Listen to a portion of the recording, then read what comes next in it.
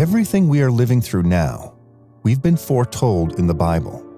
And if we are Bible-believing saints, we should not be surprised by the headlines. But the main thing for us is that we should not be fearful, but more so filled with faith. We need faith and hope in Jesus regardless of whether or not there is a war. We need to keep our faith and hope in Jesus regardless of whether or not the headlines are filled with doom and gloom.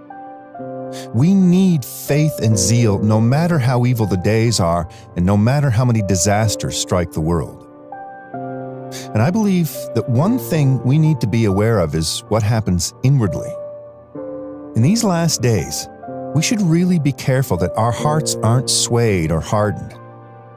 I believe that in the last days, the presence of evil will be so real and so tangible that if we're not careful, some of us will fall into a false sense of security, thinking we are living for Christ when in fact, we are living according to our own self-righteous standard. I encourage you to pray for a soft heart, a heart that is quick to repent, a heart that is quick to run to the Lord and quick to run away from evil. The Bible tells us that in the last days, because iniquity shall abound, the love of many shall wax cold. Hearts will grow cold as we edge closer and closer to the end of the age and the return of Christ. So here's my warning to you. Be careful that your heart is not hardened. In our world today, not only is there evil at every corner, not only is there temptation all around us, but this world provides you with so many distractions.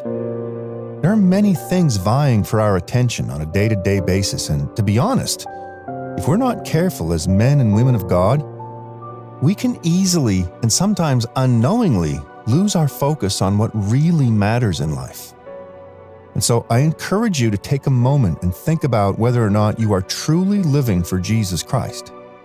Or are you content living life and simply putting Jesus Christ alongside everything and everyone else? The Bible in Hebrews 3 verse 15 says, "While it is said, 'Today, if you hear his voice, do not harden your hearts as in the rebellion.'" And on this matter of hardening your heart, Proverbs 28 verse 14 says, "Happy is the man who is always reverent, but he who hardens his heart will fall into calamity."